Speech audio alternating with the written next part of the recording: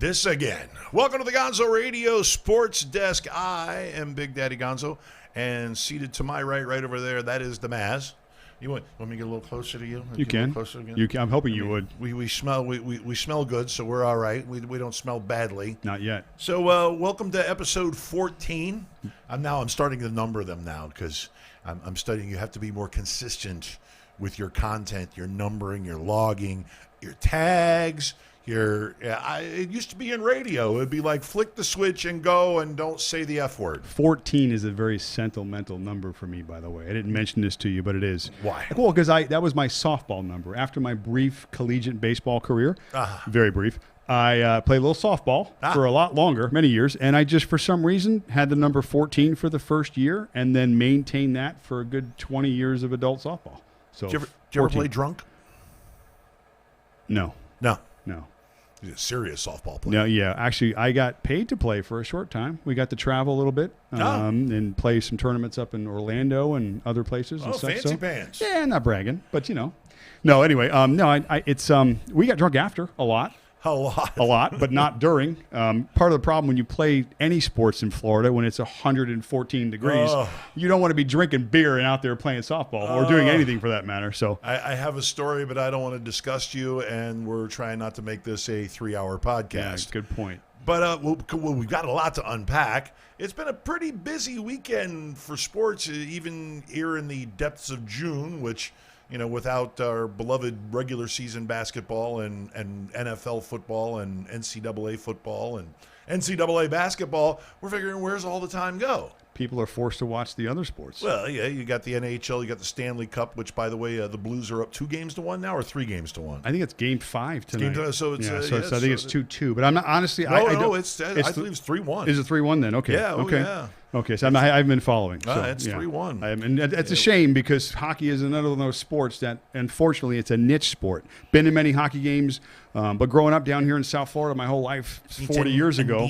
Niche category? I never grabbed hold of it, you know? Yeah. So, I mean, listen, I love going to hockey games. And me too. And I guess I can consider myself a Penguins fan because I do root for the Pittsburgh teams. Is that the reason why you like your lovely shirt? Because it's got like the yellow and black. It's got some yellow. It's gold, actually. Gold and black. People confuse that. Steelers colors are gold. If my wife is listening, they're not yellow. It's gold. Okay, black and gold, okay? Yeah. Anyway. Back on topic. More importantly, there's a golf tournament this weekend coming up. There is all kinds of. I thought, wait, no. We're leading with the NBA finals. Well, I'm just saying about sports that we could talk about. Okay. Coming up this weekend, there's some stuff going on. There's hopefully more games than just one more in the NBA, but yeah, we can lead with that for sure. NBA finals talk. Well, and break up the Marlins. The Marlins have won 7 of their last 12. Actually, they just lost. They've won 7 of their last 13. Okay, so they're about 500. Still, that's an improvement for them. I think the 4th best record since May 1st in baseball. And their bullpen is atrocious. Terrible. They've been getting some good starting. Pablo Lopez, I think, pitched today. 6 scoreless? Yeah, pitched well. I had him in fantasy, by the way. I'll show you later. Good for you. Yeah. Anyway. Get some relievers there, Don. Yeah. NBA Finals. NBA Finals is rife with drama. Game 5 and perhaps the final game of the series, the way it's going. What do you think? Yeah, I think. Well, what did we predict last week? We said it was over. It is over. Whether or not Durant comes back or not, the man. It's going to be an impossible task for them to climb 3 games out of a hole. Well, and I said he was set up to look like a hero.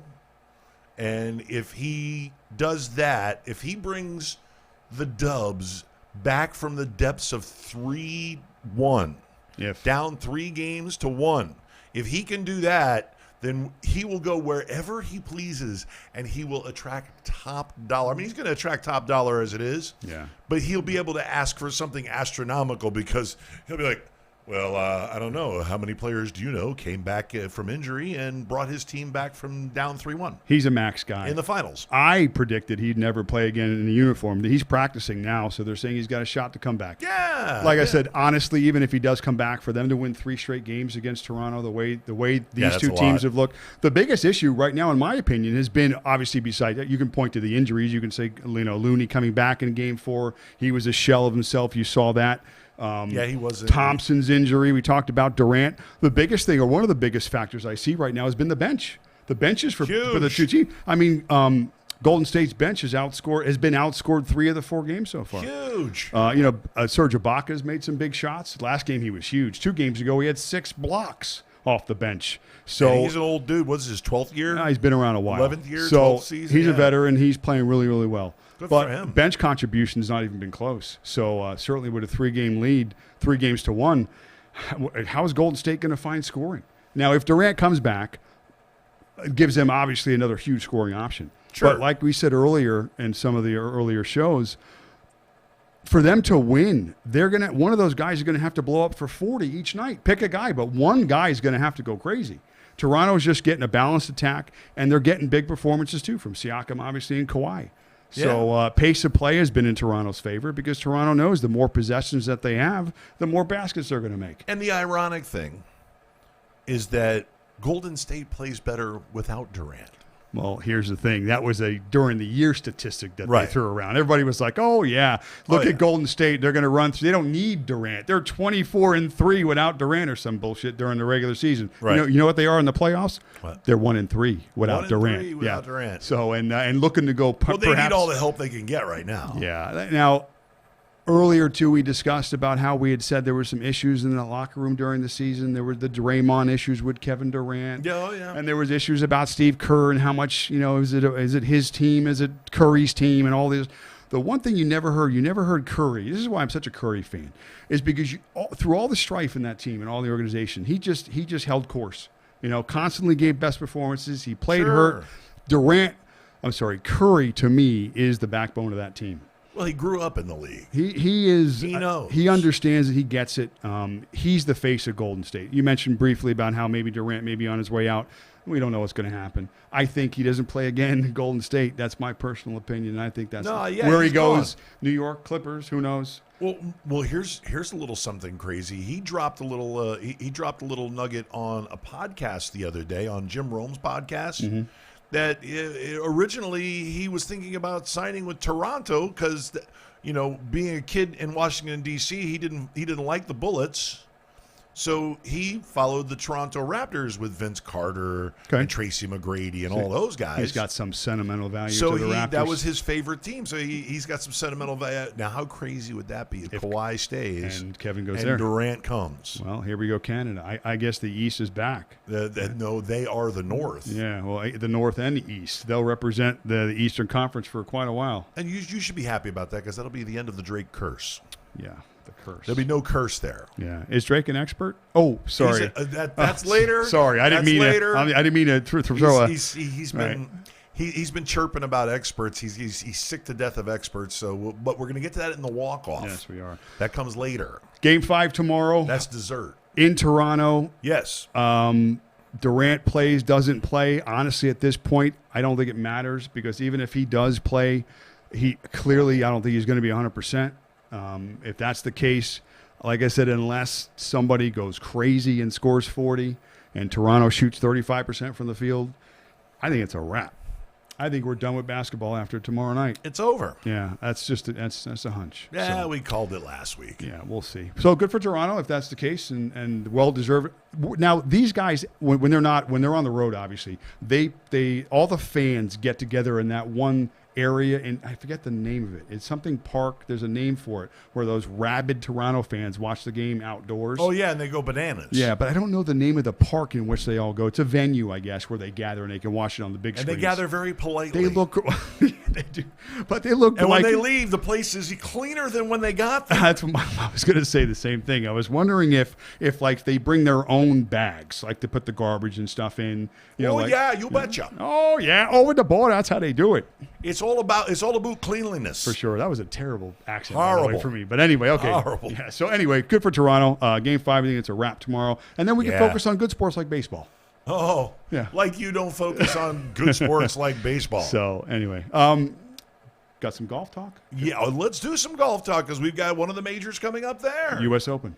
Ding, ding, ding, ding, ding. Personal favorites out there? I have a lovely graphic right here. It's it's the U.S. Open with it's opaque. You can see my hand behind the tree and everything. Hello, I'm a tree. You are a tree. But, early odds out for the winners this week. I'll throw some at you real quick. So many big names coming in strong. The favorite this week, Brooks Koepka. Right. Okay. Well, he obviously is a pretty good golfer. Koepka. Yeah. He's known as the Terminator on the golf tour based on physique and all that good stuff. Tiger Woods 10-1. Tiger Woods. What about this guy? Jordan Spieth. Yes. Okay, now they are playing. They're the 5:05. They go off on Thursday. It's Spieth, Rose, and Tiger Woods. Right. Let me give you a little Tiger That's talk. That's going to be quite a gallery. For those three on Thursday and Friday, it's going to be huge. With the Mr. Intensity, I love this guy. Let's just throw flat out numbers, and then we can kind of get more opinion based after that. Sure. Tiger Woods, obviously, 2000, crushed it at this course. Okay, a long time ago. People like to use course history and stuff like that, but I think 19 years is a little bit of a gap. But he knows the course. Right. He's rested. He hasn't played for a few weeks. I guess this was his idea of getting ready for this tournament. That's his deal. Yeah, I think at this point in his career, he may have earned the fact of not to have to go out there week after week and get the grind and kind of pick and choose. As long as he's smiling. But I don't think he's the guy I'm riding this week, honestly. But let's go to the other two in that threesome. You got Spieth, you got Rose. Basically, this year so far, Spieth is 201st in scoring on Saturday and Sunday. Not a good recipe for coming home for that tournament on Sunday. Is being 201st on tour. Okay, that's pretty bad. Yeah. And also in terms of Rose, missed the cut at the Masters and finished tied for 29th. He's had a mixed bag this year. Been a little bit of a struggle. So that's the threesome. Woods obviously, and based on Vegas odds, is the 10-1 favorite going into this weekend of the three, but. That's my personal pick right there this weekend. That's my sentimental pick is Phil. Lefty. I don't think he's got too many tournaments left in his bag. No pun intended. Well, I mean, he's another one that's going on a limited schedule. He's got health issues. Got a lot of health issues. He's been battling those health issues for just not a few years, but for a number of years. Remember, he got sick. That I think it was the rheumatoid arthritis and some other stuff started showing up in his early 30s. Yep. So he's been suffering and that's going how it through some happened stuff with for my a long mother. time. That stuff is insidious, dude. Yeah. That's happened. It happened with my mother. My mother started getting arthritic in her mid-30s, like 35, 36. Very unfortunate. Obviously, these guys with the physical grind that they have to do. I know it's golf and stuff, but listen, it's still a grind. Still a grind. You're only seeing them for the 4 days they play. They're practicing. They're on the range. They're hitting thousands of shots. I'm sure. At the time. You've played before, right? I've played golf. Yeah. Have you ever walked a course? Yeah, for sure. Yeah? Yeah, I've walked many courses. And it sucked. We walked the Disney course in July. That's a story for another show that I just shared with one of my buddies that's probably listening. I was 1 over after 12. This was 20-plus years ago. We're at the Disney resort. We're on a bachelor party. So you're having a round out of your ass. It's 104 degrees outside, okay? You can't walk on the cart paths because it's like quicksand. You get stuck with your cleats. I'm forcing the guys to continue. They're dropping out. They're throwing the white flag, and I'm like, I'm 1 over, guys. Let's finish. Long and short of it, I think I finished at a 77 or a 70. I don't remember. That's awesome. It was one of my better rounds of all time. But the fact that 2 of my friends died of heat stroke, I'm not sure it was a pretty good trade-off. So no, it's a good trade-off. Those Fuck friends, them. You were 5 over. That was awesome. Unfortunately, one of them I tried to give mouth-to-mouth to, still died. So shame on me, shame on him. So it might have been your breath. Yeah, regardless. So anyway, yes, I did play some golf at one point and played pretty well. So it's a grind. It's a grind. I've played golf 5 times. Total in your life? Total in my life, 5 times. I've been to the range, and I've been, I've been on putting greens and stuff like that, and I can hit the ball. I'm not going to miss. Okay, well, it's not moving, so it's one of the easier things to do. It's even greater. Yeah, it's pretty easy. Yeah. But if you made golf tackle, I'd be really good at it. That's funny. But it to me, and I walked one course, which was the Oriole Estates course in Margate. And that was the biggest mistake of my life. Yeah, it was ridiculous. And it was like 95 degrees outside. Yeah. And we had umbrellas and we had spritzer fans. Yeah, and it's hot. Now, and after 6 holes, I was like, no, we got to the turn shed and sat there for an hour. Any sports in where there's heat, it's brutal. Golf included. Fortunately, though, for these guys this weekend, temperature perfect. 65 for a high, 55 for a low. No rain in sight, hardly any wind. So Central California weather. Again, it's going to be up to the golfers. The elements, at least the weather, are not going to come into play this weekend. Who's your favorite? My pick this weekend is Patrick Cantlay. This baby-faced dude. He is only one of 3 golfers this year so far to finish in the top 10 in all the Masters, besides Dustin Johnson and Brooks. He finished tied for second, I think, and tied for ninth. I think tied for second or third of the Masters, and I think tied for ninth. And he's having a solid season. The Players, and he's having a solid season. So a little under the radar. I think Vegas has him at 20 to 1 or 25 to 1.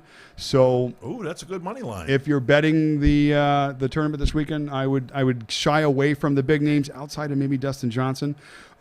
I'm not on Woods this week at all. Matter of fact, I think he's going to really struggle. I think he finishes outside the top 25. The rust is going to get to him? I don't know if it's just too much to ask. I think when you're put in a position like this, obviously now he may start to feel some of the pressure coming back again because he's in the spotlight again. Yeah. Obviously, the other competition that's out there. You've seen some of the records in some of these guys, all these top 10 finishes. These guys he's going against are good.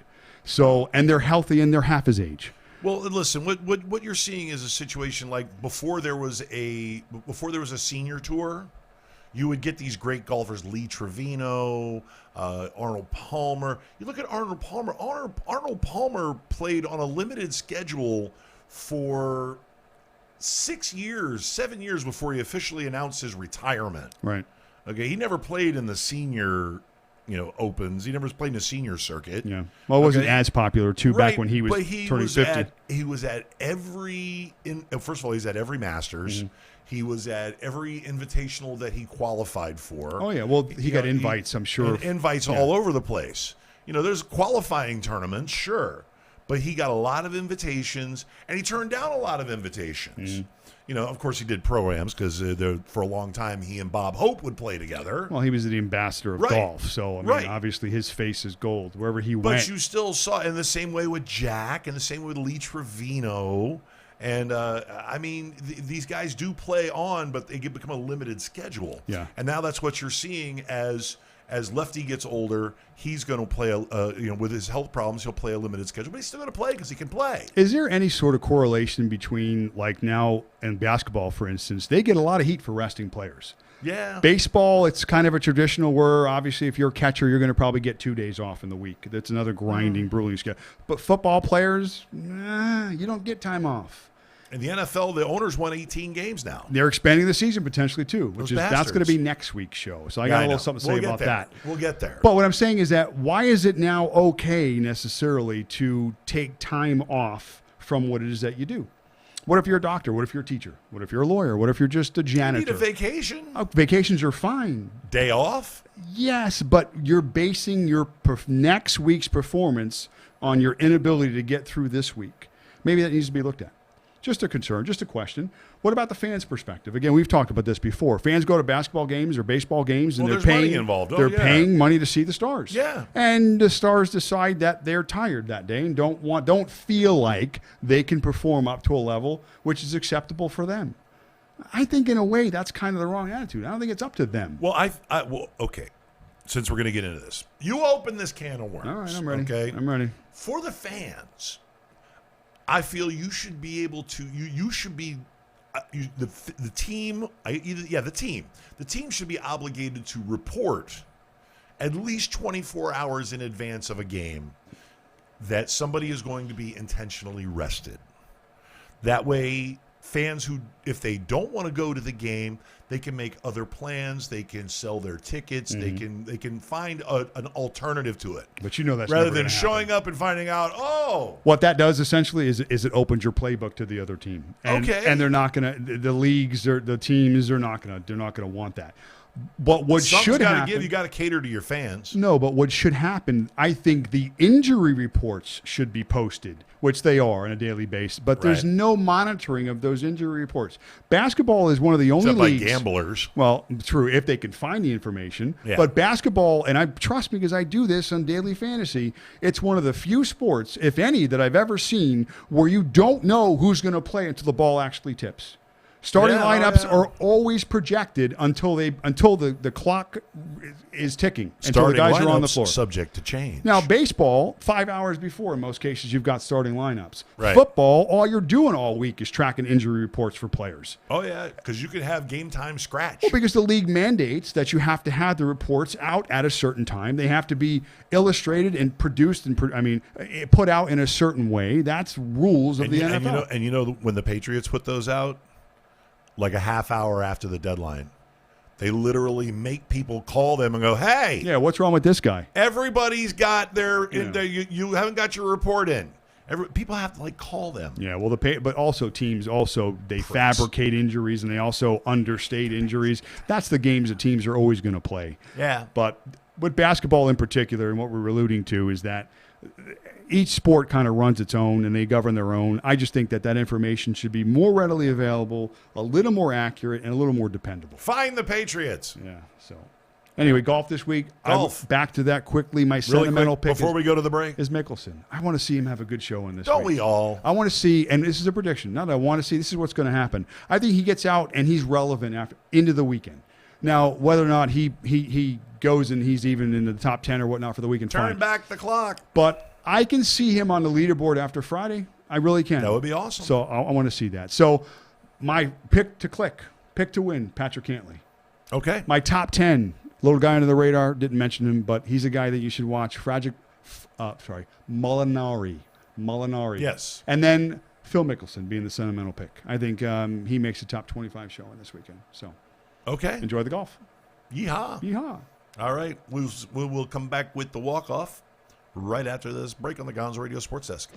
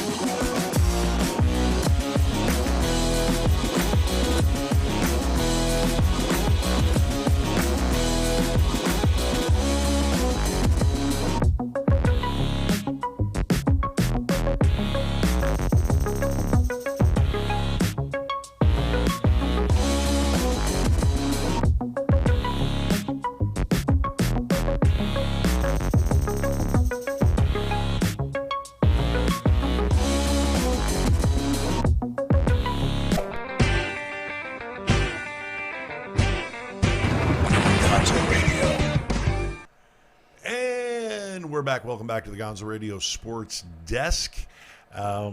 We were talking about golf earlier, but there's various things coming up in football. Football is going to all of a sudden come roaring right back at us here at the end of June. Yep, talking about getting excited about that show. We're going to get started soon. Yeah, we're going to do a special fantasy football show. Yes. It's going to involve us. It's going to involve the Guru's Guru. That would be Roscoe Hen. We will have him on as one of our experts. We'll have a few experts. Experts.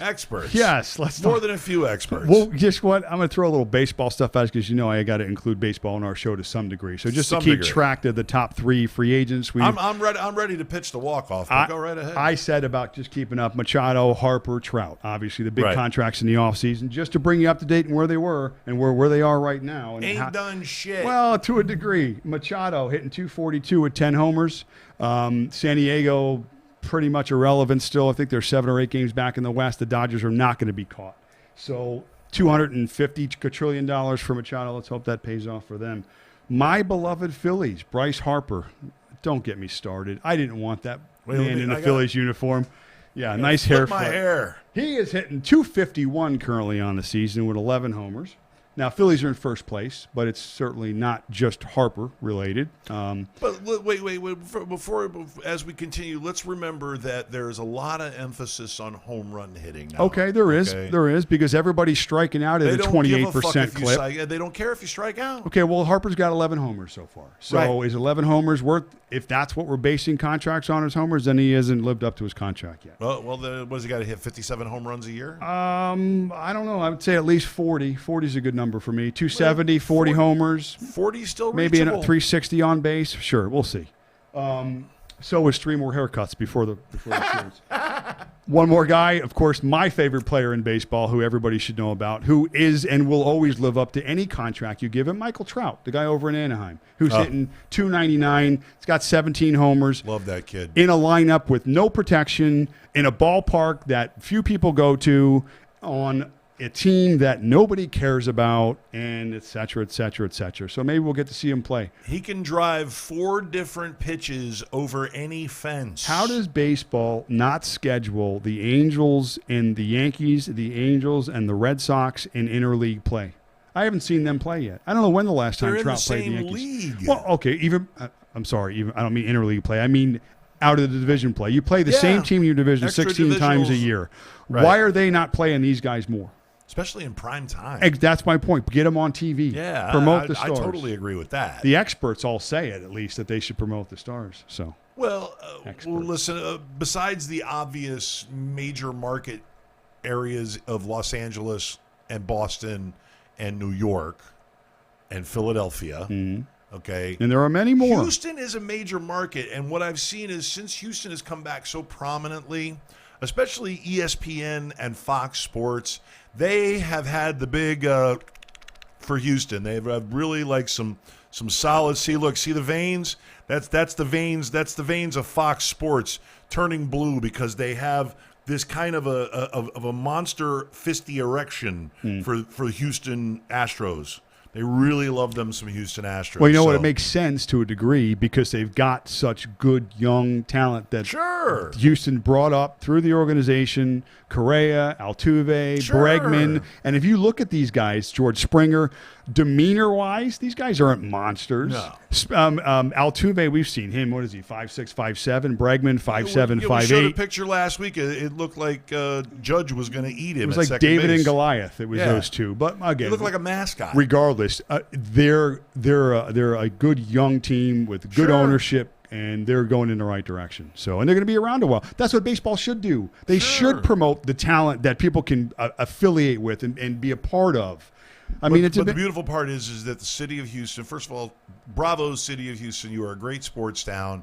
You are a monstrous town. You are a huge, huge town. I believe they're the number 6 or number 7 sports market or TV market, media market in the country, 6th or 7th. Okay. Monster, huge. And ESPN, Fox Sports, all media outlets are loving the numbers that they're getting from your basketball games, your baseball games. Okay, and now the Houston Texans are going to be. I think they're going to be much improved. Well, they're talking about markets. They're talking about extending D'Antoni in Houston as well. Well, there you go. So they're going to extend. Yeah, so Houston's going in the right direction, and that's good. All of these major markets should be promoted in that way. Unfortunately, for some of the sports, they're not, which we've talked about. So, can we talk about the experts that are out there? All these. I thought we were the experts. Proclaimed experts. Well, we've called ourselves. I don't think I've ever called myself an expert. Have you ever called yourself an expert? In all honesty, in anything? No, I'm just a fucking know-it-all. Okay, well that's different. I'm Sorry, a know-it-all. Was too. I not supposed to drop an F-bomb? You know what pisses me off about all these experts? See, he's cursing too. Experts, well, wait. Step into the batter's box, get a few swings in there, get a little practice swings, and we'll hit you with the walk-off. Golf swing. There's a drive swing, way back. throwing over the top. It could be. Hitting a three-pointer. It might be. Slap shot from the blue line. Gone. Experts. Goal. People. Experts. Are you an expert at anything? Probably in your own mind. I know I think at times I may be an expert too in my own mind, but that's where it stays. What I don't understand is when all these people claim to be experts. Let me ask you a question. What certification do you need to obtain to be called an expert? Is it a diploma? Is it 4 years of college? Is it 2 years of school? Is it vocational school maybe? What is it? Well, weekend classes? I think part and parcel of what it may be is a certain amount of time spent in an industry. Quantified by who? Quantified by yourself. Accuracy. Okay.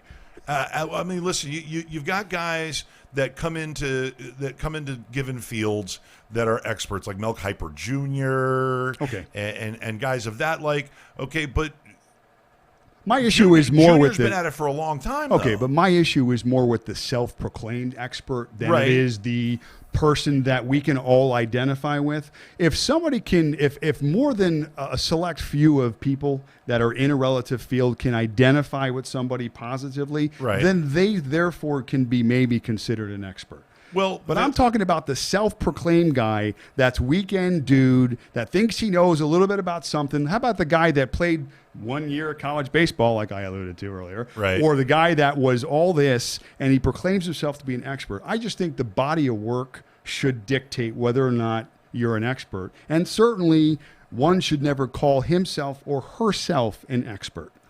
It's a title that's let me ask you about a couple of guys who have recently. Well, one of course is Mike Mayock. Okay, another expert. Another expert. Right. He was a reporter for multiple media outlets.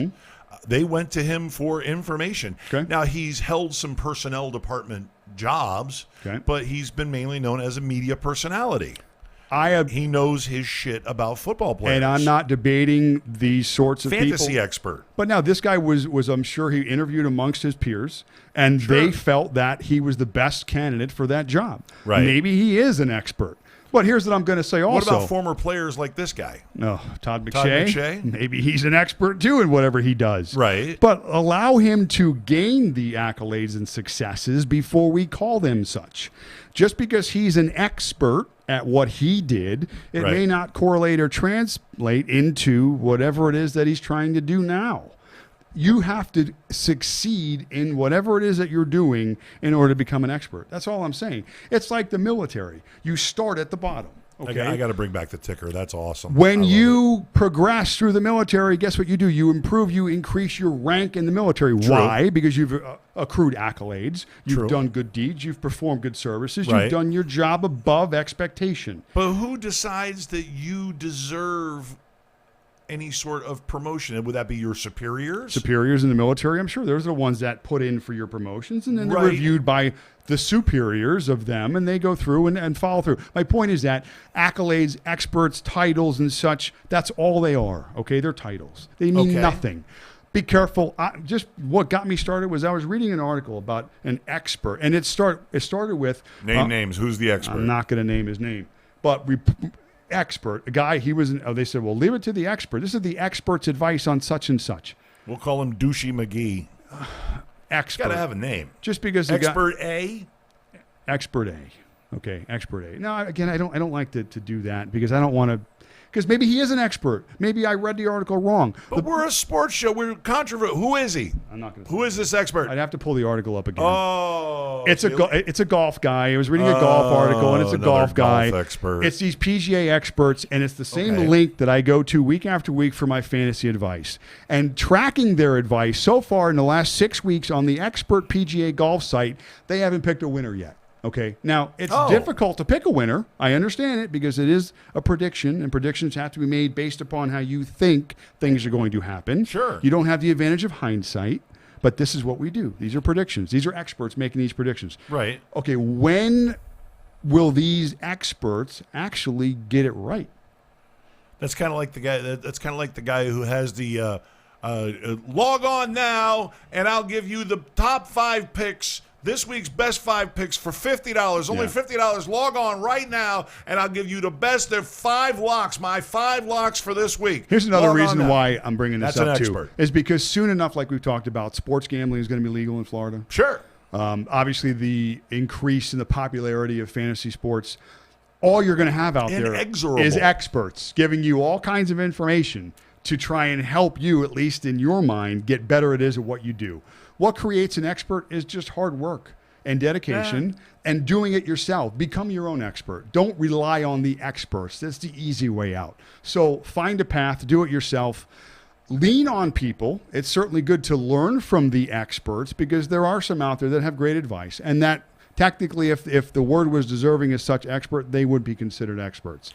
Well, but do your homework. I have a tendency to agree with people who get the numbers right. Well, exactly, because it's proof. I do that. It's proof in the pudding. So it's called math. Yeah, do your homework. So don't just chase the experts. Become an expert yourself, and that way you can call yourself an expert. How's that? Just like we have at times. Wow, is the chat room on fire? So, all right, what else? Wow, hang on. I'm checking out the chat room. Hey, how you doing? All right, what do we got? Wow, hey, wow. Get a room. That's crazy. How do we do? I don't know. Do you know any of these people? Who is on my chat room acting like a moron? Let me see.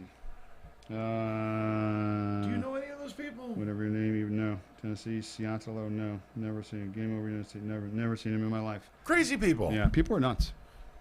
But you know what, though? Look. But thanks for watching. He's an expert. He says it right there. I'm an expert. Oh, he's an expert. Yeah, so it's okay. So whatever he said is true. This is thy Lord God, never again. These guys are... We just got hacked. I think we got hacked. We got hacked. These aren't experts. These are conspiracy theorists. 3 weeks ago, we got banned, and today we're getting hacked. Yes, 3 weeks ago, we got banned because we used a video. It's simple. We made it. We're experts. We've pissed off all the wrong people. We're experts. We win. Are they all right. Well, is that it? Sure. Okay. Well, then let's tell where the nice people where we can find you on social media. MLB Joy Us. At MLB Joy Us. Yeah, He's still new to the internet. He'll get it. It hasn't changed because I don't know how, primarily. Okay. But, yeah, MLB Joy Us. Of course, and you can check out the Gonzo Radio Sports Desk on Instagram at Gonzo Radio Sports Desk.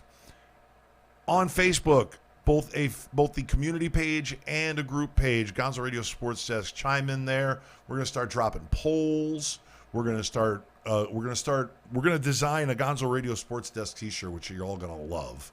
So we'll start giving those away. We'll start designing polls and stuff so people can start winning.